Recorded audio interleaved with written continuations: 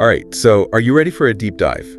Today we're going to be looking at something really interesting. We're calling it the Devil's Letter. Ooh, okay. It's this mysterious letter. Okay. And it's written in all these weird symbols. Huh. Took like over 3 centuries to figure out what it said. Wow, 3 centuries. Yeah, and people think it was written by the devil. Oh, wow. So in 2017, researchers finally they translated some of it. Oh, cool. And it's pretty creepy stuff. I bet, yeah, the devil doesn't write nice letters. No, he doesn't. I think what's really wild about this is that the letter was supposedly written by a nun. Oh, really? Yeah, a Benedictine nun from the 17th century in Sicily. Oh. Her name was Sister Maria Crucifissa della Concezione.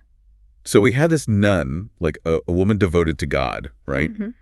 But then there's this message that seems to be like from the devil. Yeah, it really makes you think. Yeah, it makes you think about like faith. Yeah. About how complicated people's minds can be. Yeah. About good and evil. Yeah. Okay, so let's start by talking about Sister Maria. Okay. You said she was a Benedictine nun, right? Yeah. What else do we know about her, like before this whole Devil's Letter thing happened? Well, we know that she was born in 1645, and her name was Isabelle Tomasi. Okay. She came from this noble family that was like super Catholic. Okay. And her brother, Giuseppe Maria, he actually became a cardinal later on, and then he was even declared a saint. Wow, so faith was really important in her family. Yeah, it was like a huge part of their lives. That's interesting. Yeah, and then Isabella, she decided to join a convent when she was only 15. Oh, wow, 15. Yeah, she took the name Maria Crocifissa della Concezione. Okay. And everyone at the convent said she was really pious, humble, and dedicated to her prayers and,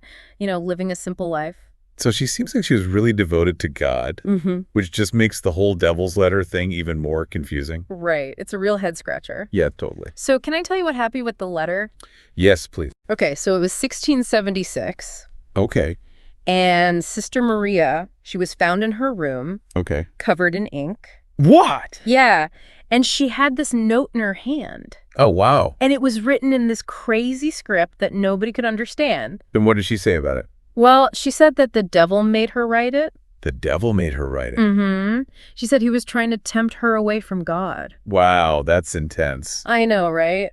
Can you imagine what people thought back then? Yeah, people really believed in the devil and stuff back then. Oh, yeah, totally. So they must have been freaking out. I'm sure they were. It must have caused a huge stir in the convent. And then on top of that, nobody could even read the letter for hundreds of years. Yeah, that just makes it even more mysterious, right? Totally. It's like this unsolved puzzle from the past. And then finally, in 2017, some researchers in Italy at the Ludum Science Center, they said, okay, we're going to try to crack this code.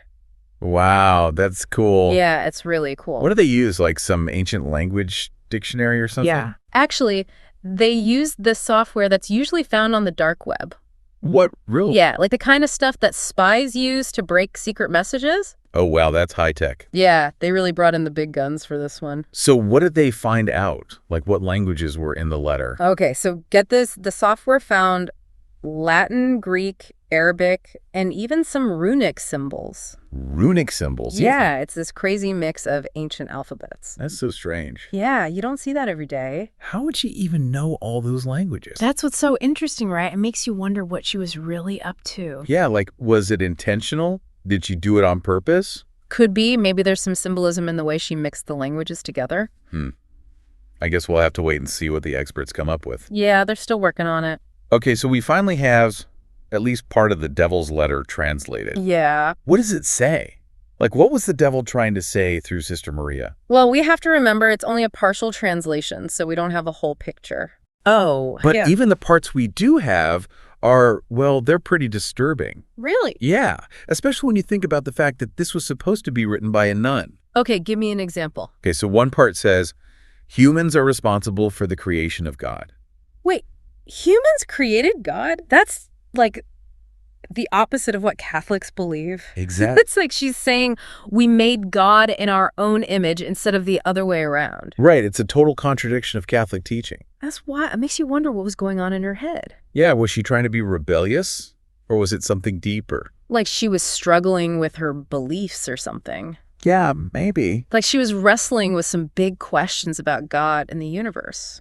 Yeah, definitely. And remember, she was a nun. She dedicated her life to God. So why would she say something like that?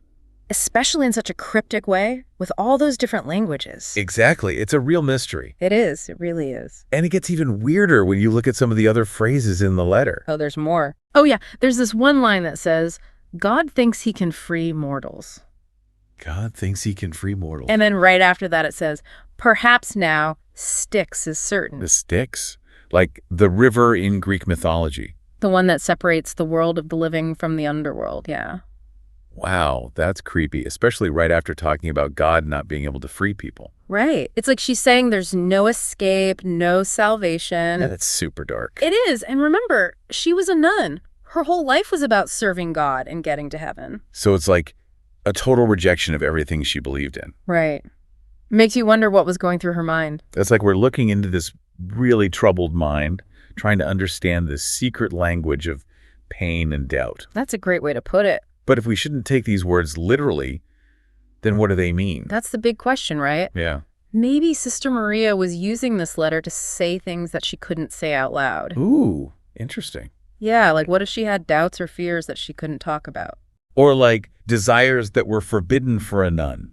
Exactly. And maybe she felt like she could only express those things through this secret code. That adds a whole other dimension to this, doesn't it? It does. It's like we have to decode this whole other level of meaning. Yeah. It's not just about what the words say, but about the emotions behind them. Right. We have to try and understand Sister Maria's life, the pressure she was facing in the convent, any events that might have made her question her faith. Okay, so let's look into that. Okay. We know that the Devil's Letter goes against some core Catholic beliefs. Mm-hmm.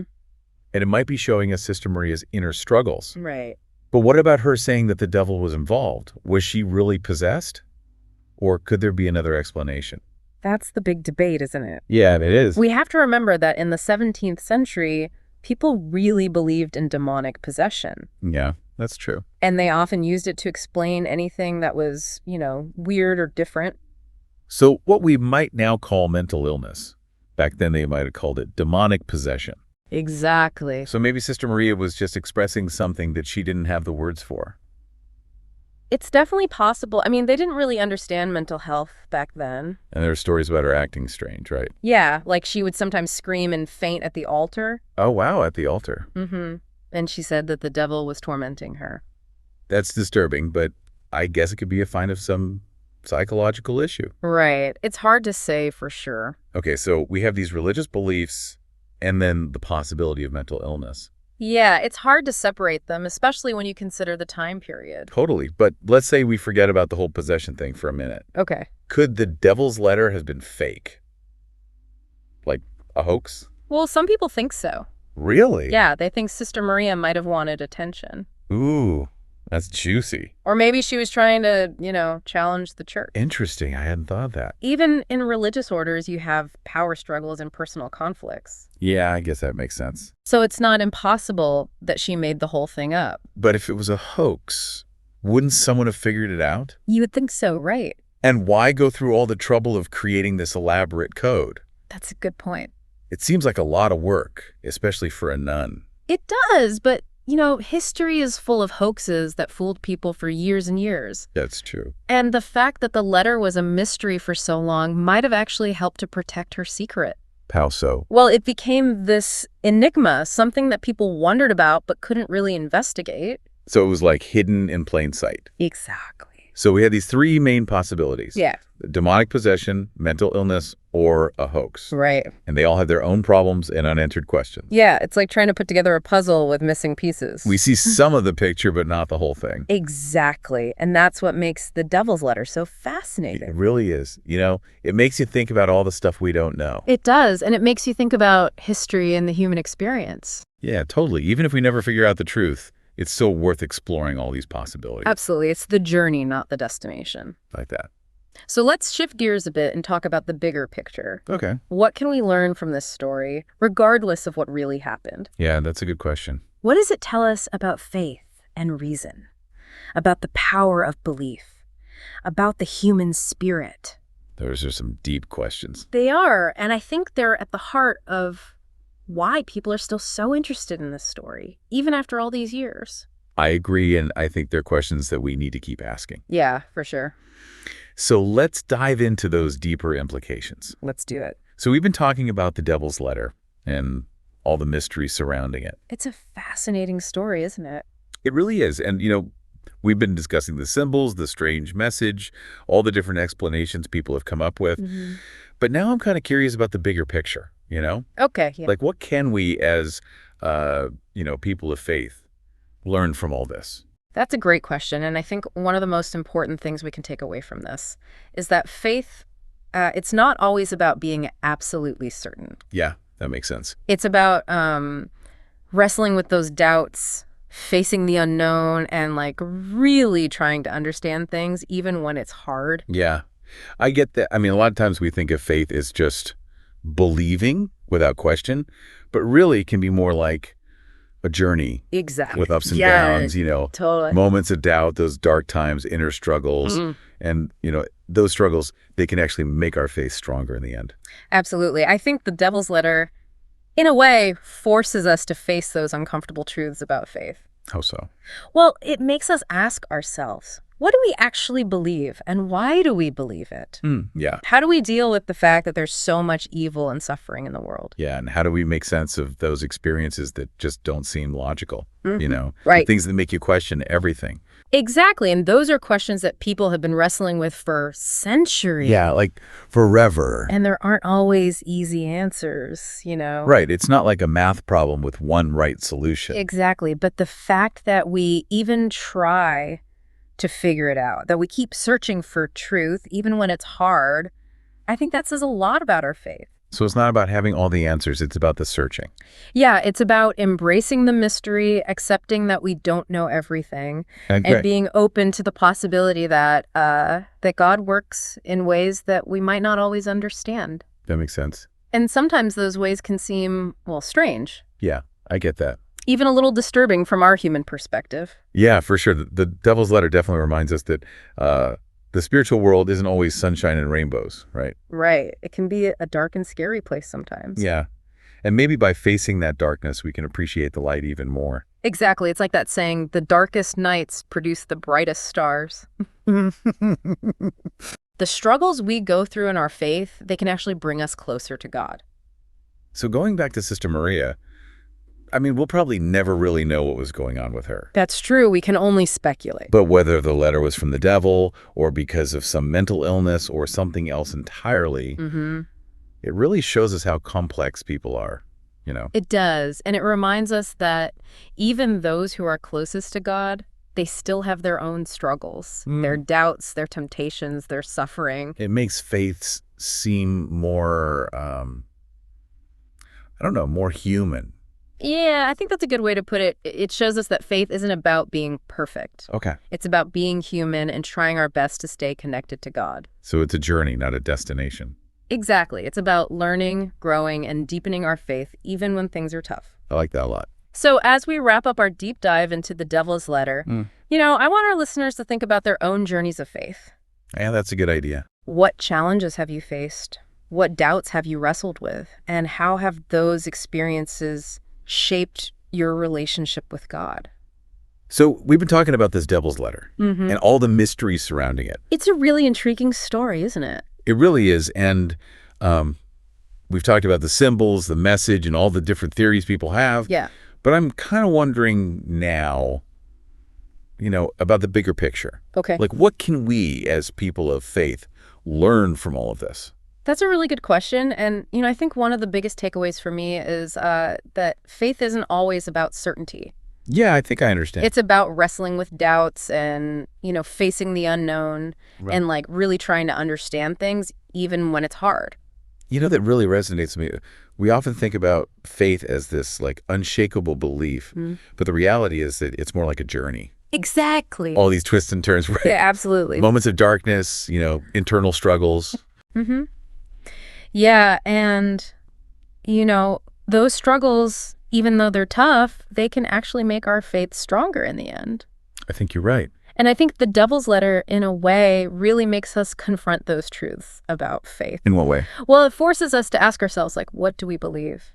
And why do we believe it? Yeah. How do we reconcile, our faith with all the evil and suffering we see in the world? Yeah, and how do we make sense of those experiences that just don't seem to make sense, right? Exactly. Like they defy logic or reason. Right. And, those are questions that have plagued theologians and philosophers, for centuries. Yeah, it's true. And there aren't always easy answers. Right. But I think the process of grappling with those questions, of searching for truth, even when it's ambiguous, that can be really powerful for our faith. So it's not necessarily about having all the answers. It's more about the journey of seeking them out.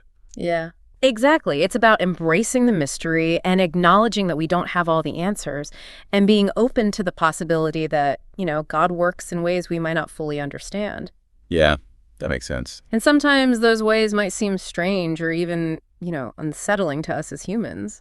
Yeah, the Devil's Letter definitely reminds us that the spiritual realm isn't always, sunshine and roses. It's not a fairy tale, right? Yeah, it can be dark and scary sometimes. And maybe by confronting that darkness, we can appreciate the light even more. Yeah, like they say, the darkest nights produce the brightest stars. Exactly. Thinking back to Sister Maria, it's impossible to know for sure what was going on in her mind and heart. Right, we can only speculate. But, whether the letter was from the devil or because of a mental illness or something else entirely, it reminds us of just how complex people are, It does, and it reminds us that even those who dedicate their lives to God, they're not immune to suffering or doubt or temptation. In a way, the Devil's Letter kind of humanizes the whole religious experience. Yeah, it does. It shows us that faith isn't about achieving this state of perfect piety, but about trying to navigate, the messiness of being human while still staying connected to the divine. I like that a lot.